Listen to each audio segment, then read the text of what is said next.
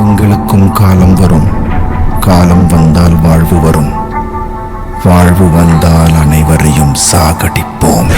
நம்ம வாழ்க்கை சும்மா ஏதோ ஒரு வாழ்ந்துட்டு செத்தவனோட வாழ்க்கை இருக்கக்கூடாது. ஒரு வாழ்க்கை வரலாறா வாழ்ந்துடணும். சாதிக்கணும்னு நினைச்சா கூட சாதிக்க முடியாம போகுது. ஏன்னா சாதிக்க நினைக்கிறவங்களுக்கு வேற சோதனை தான் பெரிய வேதனை. அப்படின்னா நீ சாதிக்கிறன்னு சொல்ல வர? அப்படின்னு யார் சொன்ன? நான் ஒண்ணு நினைச்சேன்னா அதை அடையாம விட மாட்டேன். பிரச்சனையை பார்த்து பயந்தா நம்ம உயிரோட இருக்க முடியாது. அதுல இருந்து எப்படி சாமர்த்தியமா வெளியே வரணும்னா எல்லாருக்குமே லைஃப்ல முன்னுக்கு வர்றதுக்கு நிறைய வாய்ப்புகள் கிடைக்கும்.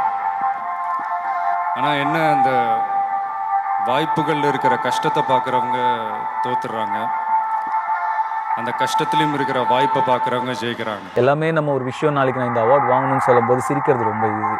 ஆனால் அதுக்காக 10 வருஷமாவோ 5 வருஷமாவோ உழைச்சி நம்ம அந்த இடத்துக்கு போய் சேர்றோம்ல, அதுதான் ரொம்ப கஷ்டம். நிறையா பேர் சிரிக்கலாம், அவங்க ட்ரீம்ஸை பார்த்து கிண்டல் பண்ணலாம், நம்ம லுக்ஸை பார்த்து பண்ணலாம், நம்ம ஹார்ட் ஒர்க்கை பார்த்து இவன் டைம் வேஸ்ட் பண்ணுறான்னு கூட சொல்லலாம். ஜெயிக்கிறியோ தோக்குறியோ அதை பத்தி கவலைப்படாத. முழு மூச்சோட சண்டை போடணும். வாழ்க்கை என்னதான் அடைச்சு வச்சாலும் அதுல இருந்து எழுந்து வர்றதும் எழுந்து வராததும் நம்ம கையில தான் இருக்கு. உடம்பு வேணா மாறி இருக்கலாம், ஆனா மண்டையில ஒண்ணு அதே வரி ஓடிங் தான் இருக்குது.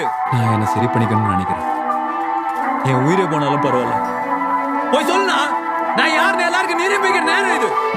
இது 2-4 நாள் இல்லை, 40 வருஷம் ஆனாலும் மாறாது. மேலும் ஜெயிக்கும், ஆமையும் ஜெயிக்கும், முயலாம ஜெயிக்காது. ஜெயிக்கலன்னா என்ன பண்ண போறேன்னு கேட்டல, ஜெயிக்கிற வரைக்கும் முயற்சி தான் பண்ண போறேன். டேவிட், உன் தைரியம் ரொம்ப அசாத்தியமானதுதான். ஆனா ரொம்ப அளவுக்கு அதிகமா ஆசைப்படுறியோன்னு தோணுது. ஆசை இல்லைன்னாச்சு பசி.